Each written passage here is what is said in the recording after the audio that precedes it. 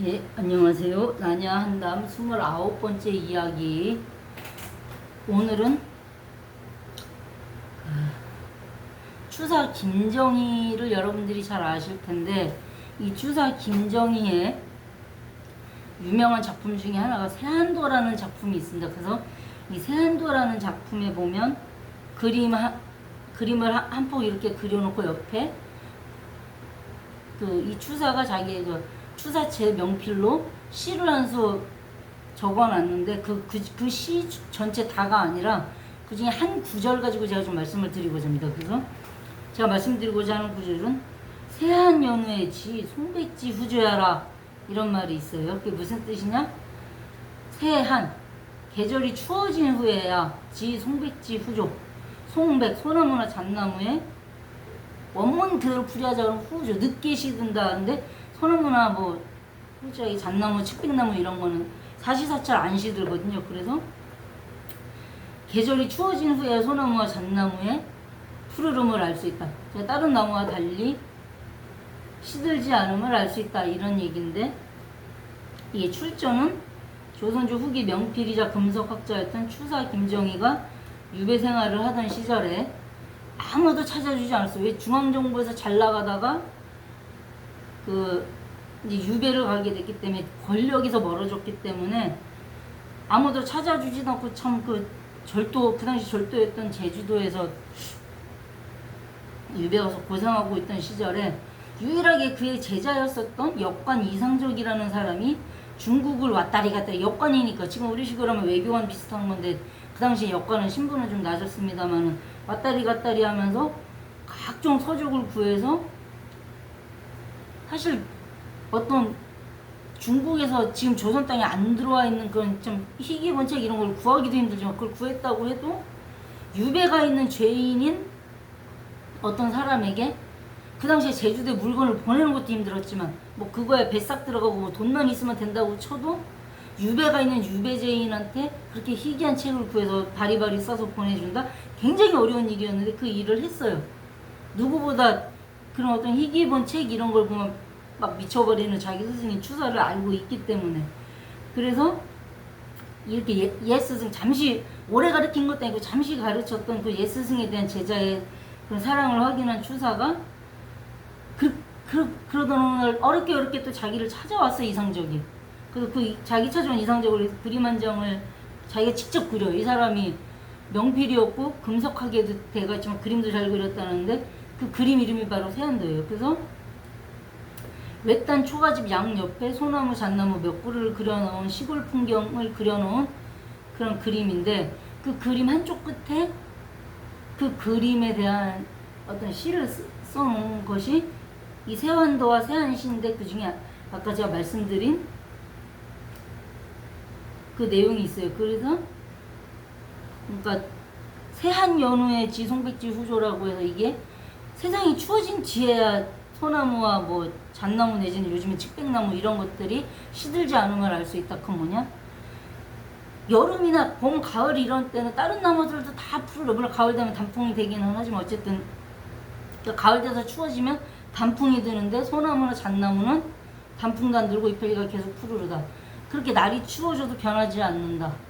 그래서 나중에 이 이상적이 이 세안도를 자기 문인들 내지는 자기 친구들 또 다른 선비들한테 보여주고, 내가 우리 사부의 글에 감히 가필하기, 그러니까 어떤 내 사부가 이미 시를 지어줬는데 거기다 내가 가필 또다시 붓을 더해서 뭔가 이렇게 글 적긴 참 네 가지 없는 짓이긴 하지만 워낙 이 글이 좋아서 내가 나름 대꾸를 지었다라고 해서 써놓은 글이 한 줄 있어요, 뒷줄.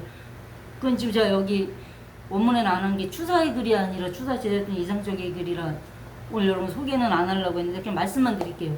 뭐라고 썼냐면, 세난 연후에 지 군자지 불개라. 세상이 어지러워진 연후에야, 그 난세가 된 연후에야 지 군자지 불개. 군자가 불개, 고치지 않음을, 바꾸지 않음을 안다, 이렇게 써놨어요. 근데 뭘 바꾸지 않느냐? 자기의 절개를, 자기의 졸조를, 자기의 지조를. 그러니까 이상적은 추사가 그 말을 하고 싶었는데 유배죄인인지라 그렇게까지 대놓고 말을 못하니까 이런 식으로 돌려서 말한 거다라고 이야기를 했던 것 같아요. 그러니까 내 스승이 원래 뜻은 이거였지만 이렇게 얘기하면 이미 유배죄인이다. 아예 다음엔 유배지로 이제 사약이 넘어올까봐 차마 말 못한 내용. 그게 아마 이거이지 않을까. 아마도 이거이지 않을까라고 자기 스승의 어떤 마음을 넘겨짚어서 뒷줄을 썼단 말이에요. 자, 세한 연후에 송백지 후조하고 세상이 좀 추워진 연후에야, 날씨가 좀 추워진 연후에야 소나무나 잣나무가 시들지 않은 걸 알 수 있고 단풍들 다 이파리 떨어지고 이런 짓거리 안 하는 걸 알 수 있고, 똑같은 논리로 세난 연후에, 세상이 어지러워진 연후에야, 즉 난세가 된 연후에야 지 군자 집을 기라. 그럼에도 불구하고 군자라는 사람들, 이미 학문적으로 인격적으로 완성된 이 군자들은 불계, 자기의 지조 절조 절개를 고치지 않는다. 세상이 어지러워져도 내 절개 지키면서 산다.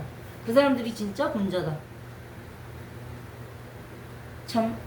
차마 그 말을 못해서 세한연의 지송백지 후조라고 썼던 이 유배죄인이라 좀 시국 선언 비스무리하게 얘기했다가는 사약 그냥 원샷 드링킹 이거 날라올까봐 차마 그 말 못했던 스승이나 스승의 그런 속마음 간파하고, 원래 이렇게 얘기를 하고 싶었지만 이렇게 얘기하면 사약 원샷 딱 들어올 것 같으니까 이렇게 순화시켜서 얘기하신 거라 내가 제대로 얘기하겠다고 뒤에 감히 스승의 글에 가필했다는 욕먹어가면서도 쓰는 이 이상정이라니까 그 스승의 그 제자예요.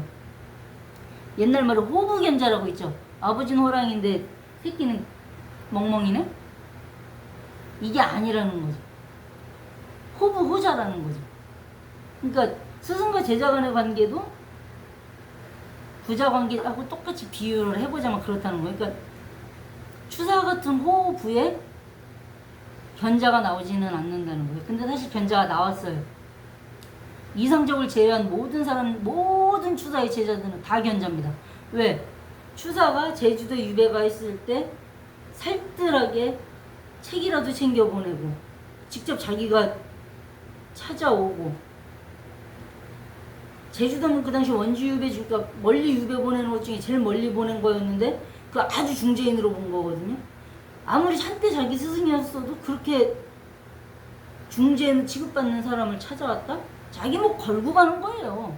죽이려면 죽이라 이거지. 근데 이상적을 죽일 수는 사실 없었어요. 왜? 그 사람만한 역관이 그 당시에 없었어요.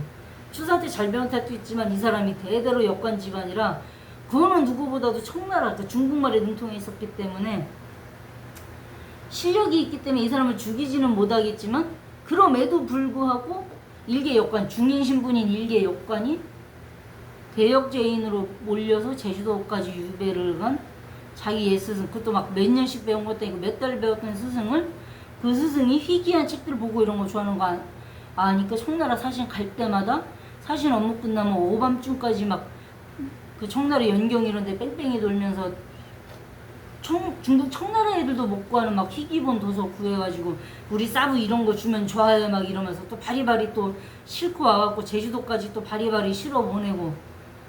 이 요즘 사람들이 자기 스승에 대해서 이렇게 생각하는 사람이 있을까요?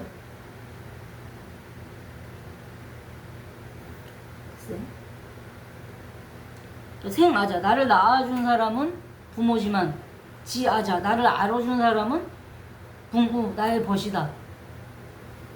근데 육아자, 나를 키워준 것은 아사, 나의 스승이다.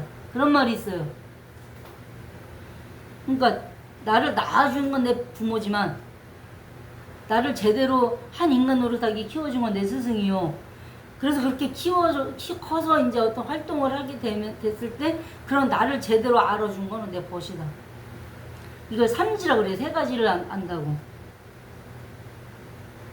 이렇게 스승이라는 개념이 사실 중요한 거예요. 나를 키워주는. 그러니까 천둥벌거숭이 같은 나를 그래도 이 정도까지 키워서 인간 노릇이라도 하게 해주는 사람이다라는 그 스승의 은혜, 어떤 그런 부분이 있는 건데, 솔직하게 저도 그렇지만 요즘 사람들이 자기 스승에 대해서 그렇게 생각하냐고요.